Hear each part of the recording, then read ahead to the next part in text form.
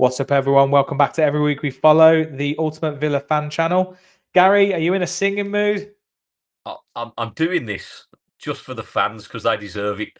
Every week we follow the boys in claret and blue. But that is in no way aimed at the squad for yesterday's performance. The champions. No, I'm not singing the champions. They don't deserve it. Absolute dross. Mate, first and foremost, I think the club needs to refund every fan that travelled to Monaco, right? I know it's a beautiful place, right? But expensive. But Gabby was saying on Talk Sports to me about it was like hundreds of euros for like a pizza and a couple of beers. Yeah. Well, it's just billionaires' paradise, isn't it? But we didn't play like billionaires yesterday, that's for sure. So I think I just can't get my head around it, mate. I'm still trying to digest it. Today, I feel like I've been a little bit bipolar, right? Because I've started this morning. I woke up and I felt like I needed to strangle somebody, and then I kind of came out of that, and then thought, no, okay, let's look at it kind of bigger picture, right? Doesn't matter how you looked at it. We're not out the Champions League, like we're still in the Champions League. Oh, yeah. I mean, arguably, what's I haven't actually done the maths, but arguably we might actually have been in a better position if we'd had these results in the regular group. In the old format, we actually might have been like more likely. But yeah, to be honest, the result, I knew that obviously we knew that if we won it, we were basically last 16. If we drew it, we need to beat Celtic. And we knew that if we lose it, we're not out. We just have to beat Celtic to have any chance of getting through automatically. But even if we beat Celtic next week, we're not. It was so bad. Like I literally, it was just dross. It was awful. It was so bad. Like I can't even put it into words how bad it was. I can. That was the worst Villa performance I have ever seen. I feel like I've said this a lot this season. No, mate. I think that last half an hour was the worst I've seen. I've never seen. I think I said to you guys, I've never seen a team have the ball so much and do so little. Like Monaco, until like the last 5 or 10 minutes, I think then they had a couple of breaks. They weren't doing anything. They were doing nothing. And we were doing everything without doing anything. 100%. I think the thing that's frustrated me the most, right, is one, we've not been beaten by some top tier European giant here. We've been the stadium was half empty for one, right? There was hardly anybody in there. Created a bit of a weird atmosphere, like hard it was to get. Such a weird atmosphere, and then we had so many opportunities to play through the lines and through the middle of them, right, and didn't take it because our possession of the football was terrible, right? Now, I saw a stat this morning that said we had an 86% pass completion, and I don't know where they got that stat from, right? But that's bullshit, absolute bullshit. I mean, I think they've got that wrong. It should have been 86% of passes went to Monaco. Do you know what I mean? Because I was counting on, and by half time I'd lost count how many times we'd just given the ball away. And the second half was just worse. We've been bad over the last few weeks, really. If we gun it down, if you take away the Man City result before Christmas and you take away the Everton game, other than that, like it's been a common problem. I was looking back on some of my videos from TikTok when we started in December, the Forest game, for instance, and I'm saying the same thing, mate. Like tempo's too slow. We're poor in possession, poor in the final third. It's the same thing. What I can't work out is what's changed. Like, as in, obviously there is a personnel change, but you can't say that the reason that we're playing like we are is because we ain't got Dougie or we ain't got Diaby. Maybe Diaby's a bit more of a possible cause, but you're right. It's so, because I've said it in the past that what Emery likes to do is he likes to keep control, right? So he likes to go forward, and then if nothing's on, come back and reset, right? So he's always had this thing about the thirds. So you start in the first third, you play out, right? You get past. If you can go forward, great. Get into the second third, and then if you can't get into the final bit, okay, hold, Everyone else comes forward. Now start again. And then we're starting from the halfway line. Even the kind of like high line seems to have gone a bit like disappeared. Like we never see pegging teams in. And like it's just laboured. Like we get to the midfield, Rogers turns, he runs forward, he then maybe finds a pass out to Digne or someone on the left. Then he does a cross, doesn't go anywhere, comes back out, and it's or he'll get the ball, doesn't cross, plays it back to Mings, and he just goes along the back four. Then we lose the ball. Yeah, like what? I don't. It is really laboured. Like it is really laboured. I think there's two things that stood out for me yesterday after the game and after thinking about it this morning. So Emery's reaction to it, he was obviously fuming, mate. He Like was I have never seen this business. Like they're not signing it. I was like, oh my god, he's having an aneurysm. Trying to do my best impression. So he's always sat like this, right? And he's like, or like this. He's like this. He loves stroking this bit of his face. Yeah. So he said it like this, and he's like, "Oh, he's gone again. He's gone again. We've got technical issues here, people." So Gary's probably receiving a phone call, and then that's what happens here. So he's now gone. So now I've got to try and fill from it. Fun times. But yeah, he's doing this, isn't he? Which I don't know if anyone's noticed is very close to David Brent in The Office when he's doing that as well. He was visibly seething. I don't think I've seen Emery in a press conference that kind of angry. He had one question at the start of the press conference, which was like, what was the reason or what went wrong? And then it was about 5 minutes of him just talking and just trying to explain. Interesting, he was talking about players who didn't like follow the plan. Although a bit juxtaposition with that though, where he was talking about the fact that he put Duran on and that was a mistake. So could players then follow the plan if he's done that? Has that veered from the plan? Has he done that and it's not what they were meant to do? But yeah, he was not happy at all. He was not happy at all, and it seems that players maybe weren't sticking to what he wanted them to do. Apparently, Morgan Rogers was sick, which I'm kind of like, okay, he was sick. Like, did he have to play? Did he have to play start? He looked out on his feet by about 80 minutes or so. I mean, actually, probably before that. Gary's back. And he's back. I'm sorry about that. That's all right. That's obviously just I think that was probably Emery on the phone, just kind of saying, "Stop taking the mick out of me." I was just saying, I think Gary's received a phone call. No, I was just doing a bit of filler, and I was explaining how, that, and I was saying how it actually looks like David Brent in The Office when he. I was saying that's quite good, but also that. He was caught. He didn't call out players for being bad, but he named the players who followed the plan, which then says he's calling out players that didn't follow the plan, which was interesting. But then I was saying that it was a bit of a conflicting argument when he was saying that. But then he said that I made a mistake in trying to play the two strikers, and I'm like, so that obviously wasn't the plan. So how can they follow the plan if you've put two strikers on, and that's obviously not the plan? I don't know. Rogers was ill, which I'm just like, if he was, why start him?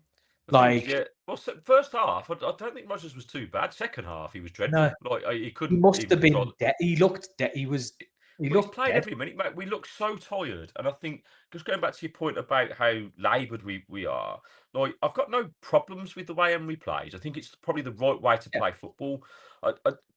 My issue is the tempo of what we play at. So when you say about thirds, we've almost slipped back in, and this is how it feels to me. We've slipped back into the old habit of pre-Emery, where we play it along the back four, play a ball out wide, and there's nothing there, so we come back and do it again. When actually the ball, maybe we're missing Torres for this in terms of, because once we play through the lines, we're actually not too bad. In the first, before they scored for the first 5 minutes, a couple of times we got through.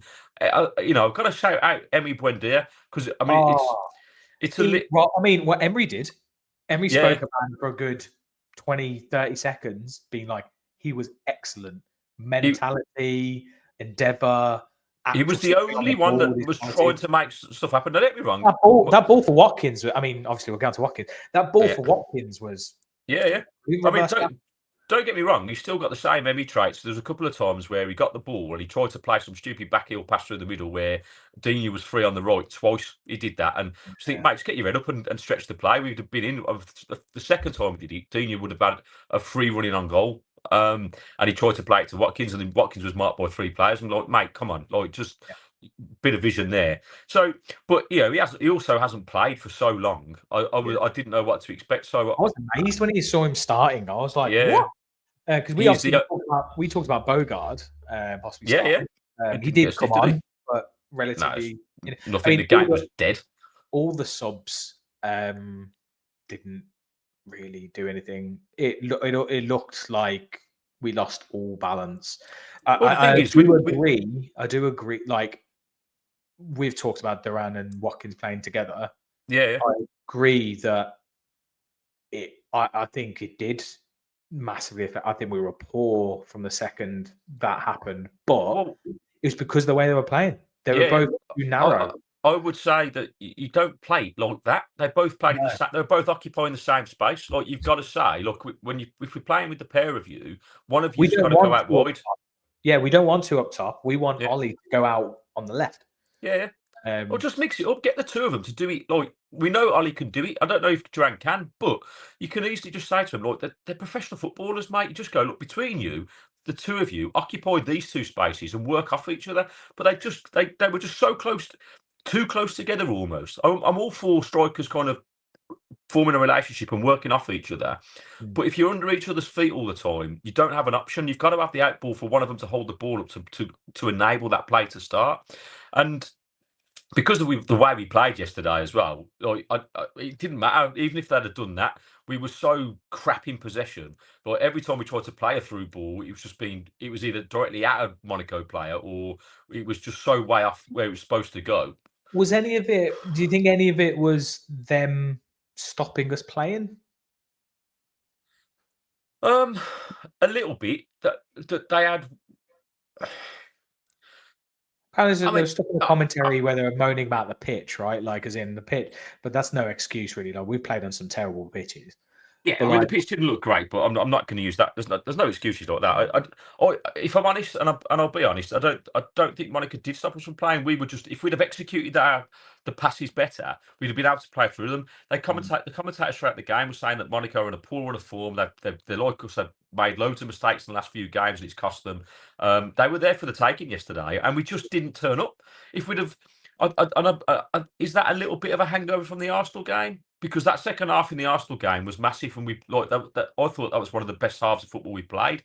And then to go into that yesterday, we looked knackered. Second half, we just looked so tired. Potentially, I mean, obviously you got the actual output of that game. You got the travel, so they have to travel as well. On top of that, if Rodgers was ill, you don't know how many other of the rest of them are actually starting to get ill. You don't know if they're all getting ill. But I don't know. Mate, I don't know. I've been ill for a year and I still play football on a Sunday. And you know what I do? Right, even my knackered body, I still run my ass into the ground until I can't run anymore. Fuck that, man. They were all dripping with sweat as well. I was like, is it humid? Is it like awful? I can't work it out. Shoes. I'm sorry you had to take a first-class flight to Monaco and play football. It must be really hard. I know you played on Sunday, but I thought I was particularly disappointed with Tielemans. I didn't think he really managed to the game in any way. Oh my god, those set pieces! Mate. Oh my god, them corners. Hashtag sack Aston McPhee. No. I'm gonna say fuck Austin McPhee. Like, nothing to do. I don't think it's anything to do with Austin McPhee. That was the execution. Like, just simply beat the first man. Like, what on earth? Like, Mate, okay, if you everyone, like near post, but like get some elevation on it or something. every set piece either didn't beat the first man, and the ones that did went straight into the keeper's hands. Like Shocking. I can honestly say that is the worst performance I've seen since, like I say, the 2015-16 season when we got relegated. We looked so void of ideas, so Worse than knackered. Gerrard. Yeah, We've had some right. bad ones under Gerrard. Like, yeah, no, but I just It was just devoid of anything. I never thought we were going to score.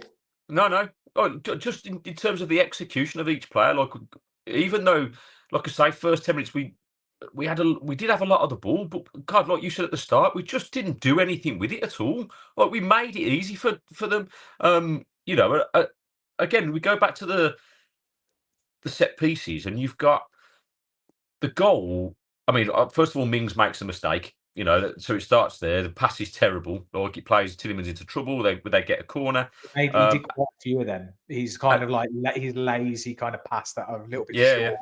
Yeah. And then we don't deal with it. Like the first phase, like with zonal marking, right? And again, the biggest player on the pitch is just left unmarked to run through everybody and head the ball in. We were in no man's land. We were so far. We were so high.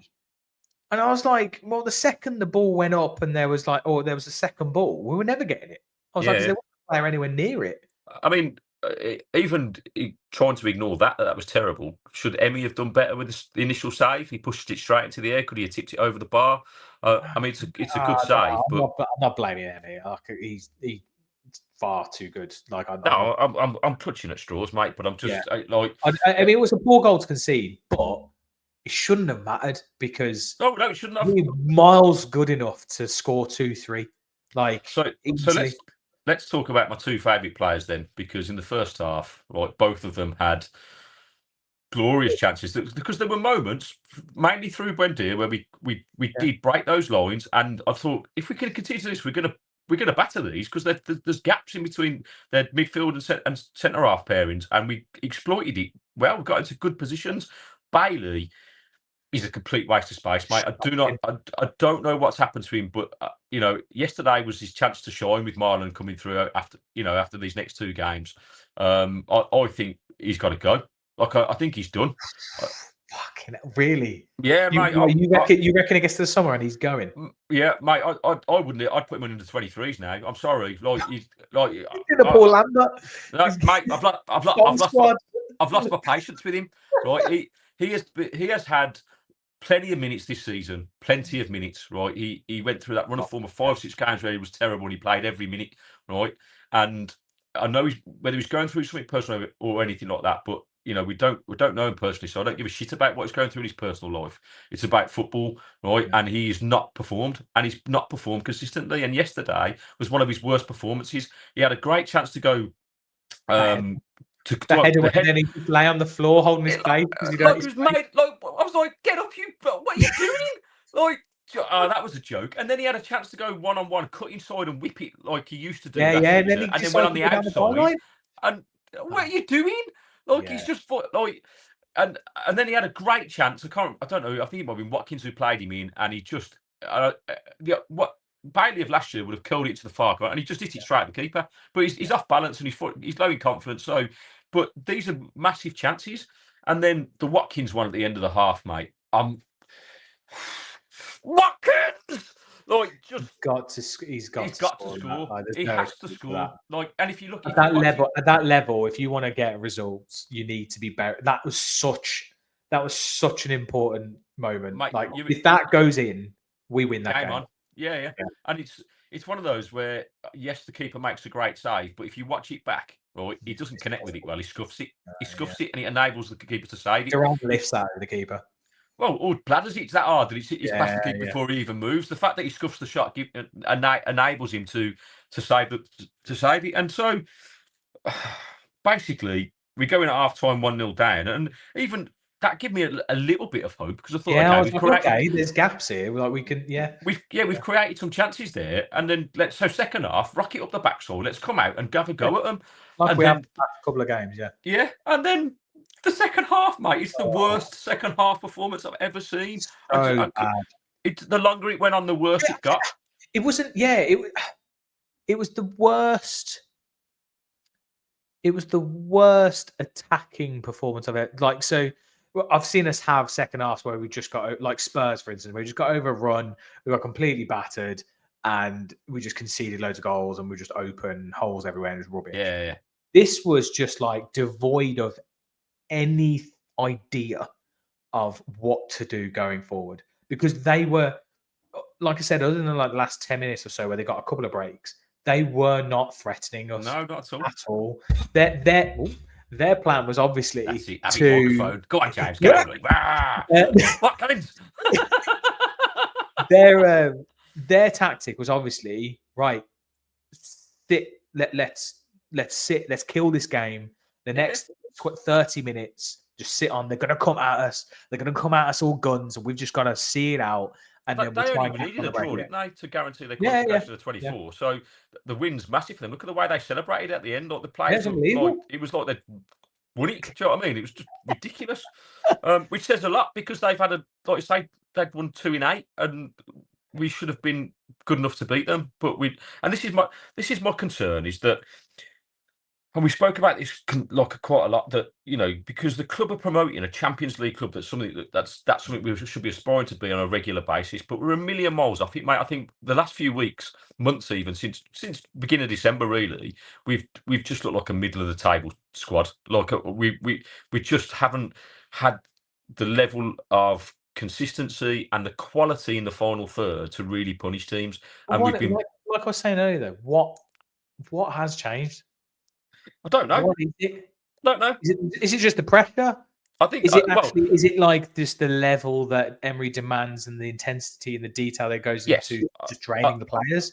I think it's players coming back from injury. I think it's managing Champions League and Premier League. I think it's a massive ask, mate, because the standard is good in the Champions League, even though it has been slightly watered down with the new format. I understand that, right? But we've still had to play fairly decent teams. Playing Monaco is like playing, Brighton or Bournemouth or something like that. They're not. There's no pushovers in the Champions League. Really, you're always going to have a tough game, right? We've struggled with our away form anyway, which has kind of, been a kind of thing. And the players that were really performing last year just haven't hit the heights that they were. So we in theory, we are now a weaker squad because those players aren't hitting the numbers they were last year. Football is all about consistency, and it's about progressing and developing. And we've probably taken a step backward this year because of the European football. Mate, I'm loving the journey. I loved last night. I loved thinking this is Champions League Tuesday, mate. We did that YouTube live, and it was great. It was lovely, mate. TNT. You got Alan Hutton looking clean cut. It was great. Mate, but it just makes me hungry for more, and I think I'm sad that the fact it looks like unless we win the whole thing, we ain't getting champion. We're a million miles off top 4 at the moment. The only saving grace is we've got 2 new signings. I don't know anything about this Garcia fellow, but I'm hoping that right back. Yeah, he's a right back. Right, no, and I don't know if that's just a case of Nijelkovic is going to go out on loan and he's just going to sit on the bench, or whether he's really going to put. I think Nijelkovic is meant to go out on loan, and then we're looking to bring in Loic Buddy, to replace Carlos in the middle. Yeah. Well, mate, I just hope that any new signings really give us a bit of a lift, because that's what we know. Because where we get the energy from, the pressure's on Marlon. Like, as in, it's massive, mate. He has to do something, otherwise we are screwed. He can't be worse than Bailey, can he? Surely, Bailey. Bailey or Phil I think from what I listened to a couple of Dortmund things where they were talking about him, and they were saying, well, it was interesting because a lot of the stuff that was coming up, I was like, fucking hell, that just sounds like Bailey back in the day. Yeah. And it's like they're basically saying there's just the lack of consistency, like quite inconsistent. He would have spells of games where he would light it up, and then he'd just go missing for like 5 or 6 games. But that does happen with wingers, right? But then what was interesting was they were saying, because they were talking about his pace, and they were talking about blistering pace. I was like, this is exactly what the fuck we hope with Bailey. Don't know where that pace has gone. It's just disappeared. And then gone, mate. What they were saying was the difference with him is the amount he gets into the box. So he said the main thing is that if you can get it to him on the edge of the box, it's that immediate blistering speed and bang, like as in bang shot. Like it's quite like almost like a slingshot. My concern is because of how laboured we play at the moment. It's very hard for a guy to come in halfway through the season and lift everyone's kind of tempo. Well, was it Bailey's January signing? Oh God, I can't remember. Was that the Everton? Was it? Remember when he came on? He did the Everton. And he scored 2 goals. Yeah. I'm sure that was mid-season. And I all of don't a know. sudden, we were like, Well, this guys, guy. let us know if you know when he was signed. Yeah, Drop let us know below. us a comment because I don't remember. I think I'm just slowly erasing Leon Bailey out of my memory, mate. He's got to go. I've already put him up for sale. Like I'm done with him. Like, and you know, I'd say it to his face, mate. Just get your shit together. Like we all have stuff we've got to deal with in life. Like, but you're very privileged, right? And it just seems to me like it's the cornrows, mate. It's just ruined him. Yeah, it's dragged the football out of him. Like, just left them too tight. Like, what's going on?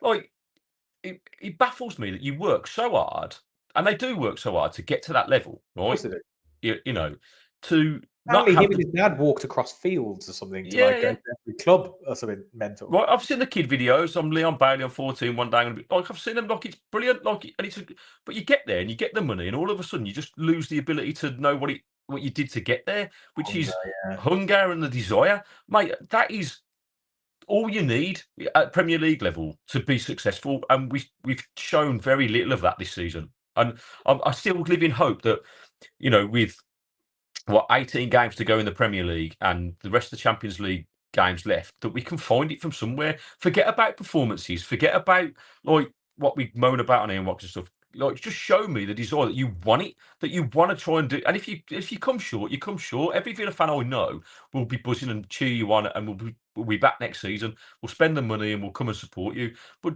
fucking turn up on like yesterday was a massive game, and it was almost like I can't. We've got another chance next week to beat Celtic. I think I texted you. I said, you know what this game needs? McGinn. Yeah. It needs just someone to like just plant a tackle and go freaking do something. Like, because it was so. None of the players, they didn't look bothered. Mate, if that was not a good advert for the Champions League. If you'd never seen a Champions League game and someone said to you, right, this is the best. It was worse than most of our Conference League games. It was dreadful. Mate, that was Leisure League standard that I played on at Birmingham Uni. I'm talking my pace. I could have played in that game yesterday. I could give the ball away like that, no problem. No problem at all. Mate, I've done it on a regular basis for nearly 30 years. Like, give me a shot. Like, do you know what I mean? Fucking unreal. I wonder. I was thinking about because like I think we've said a few times, Rodgers just looked dead on his feet, and he's played every single minute. He's played every minute, and he's knackered. Yeah. He is, and one man can't carry a team. Like, the thing is, in the first half, he's dangerous, and he did carry the ball well again, and he opens gaps. It enabled Emery to get into those gaps and expose them, and we did it well. But we didn't execute it in the final third. We consistently, it was poor for the whole game. I think you'd like to think that hopefully maybe.